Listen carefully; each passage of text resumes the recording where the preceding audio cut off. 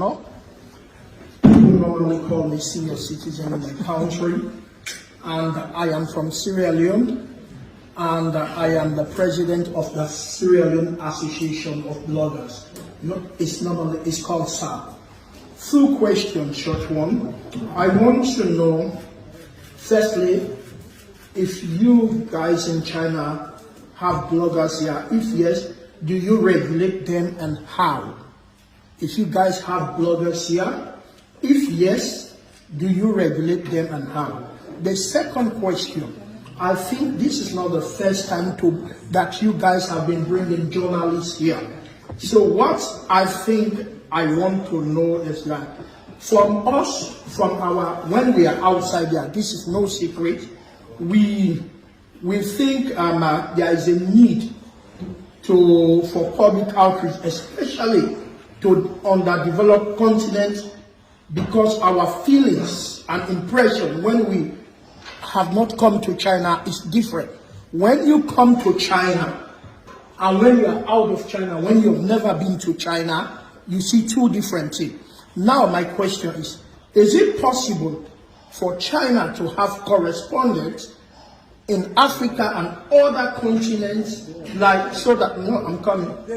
They do. Now, but what is happening is that we are not getting information report, like in Sierra Leone, right? Information report is not for their country. No, what I'm talking, you understand? It is about brand affinity. It is about brand. Before you came here, the perception you have about China, my friend here, my colleague here, said, I'm coming to a place where there is no freedom. I'm coming. But so if we have this job, because I've not seen a correspondent reporting about China in my country. I want to know your culture. I want to know about your news. So then we report from there and you report from here, and we build this synergy. Because what I think is the challenge here about China is that people think China is closed, and what the West say about China is what we think. So can we open it so that we can learn from our continent, from you people, so that when we are coming, we are not afraid, and then we can learn without even coming to China? Thank you.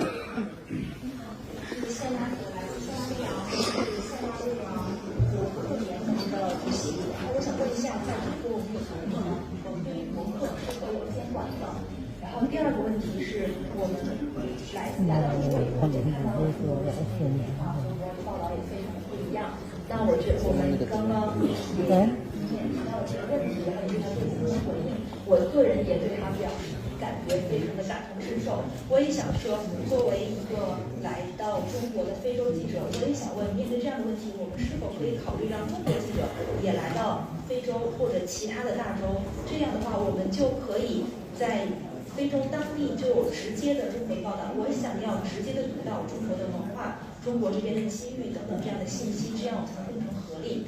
不知您怎么看这个提议？这个博客在中国是有的，但是它的影响力不如其他平台。中国现在最有影响力的可能这个微信，这个还有这个小红书，还有这个抖音，海外叫 TikTok， 这些实际上都是非常有名，还有 B 站等等。这个社交是有影响的社交平台账号很多，但是博客现在目前它不是我们最主要的一种传播平台。我自己的了解。To your first question, we do have blogs, but blogs are not as powerful and influential as other platforms. While the giants being the WeChat, Rednote, the Chinese TikTok, Douyin, and the Bilibili section. So to your first question, yes, we do have blogs, but that's not as powerful and widespreading as other stations and news agencies and medias. 你刚才讲到中国记者驻外的问题，我了解到，实际上中国的新华社、中央广播电视总台和人民日报在海外都有派驻记者，特别是新华社在海外，我认为都接近200个这个机构，这个像非洲就更多一点。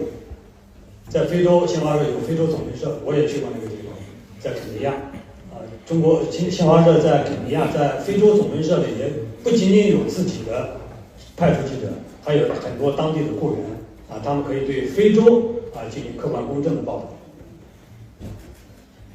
And to the second question about the overseas stationing of Chinese reporters, I believe we do have reporters stationing overseas, especially from mainstream news media like the China News Agency and People's Daily, etc. Especially for China News Agency, they have stationed nearly 200, they have already opened roughly 200 institutions overseas, with one in Kenya as the headquarters in African country. And they do not only make it a big station there, but also have employed African employees to help with the work.